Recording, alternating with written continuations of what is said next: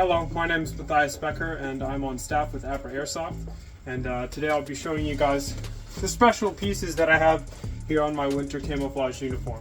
So if you don't recognize already, this is a homemade type rig.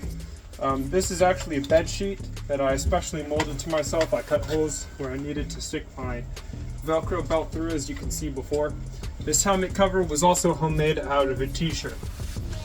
This is not by any way, shape, or form what they use in the military for camouflage, but it's something easy that I could do at home and I think looks great and I look cool in. Some other special parts of this winter uniform include these snow pants.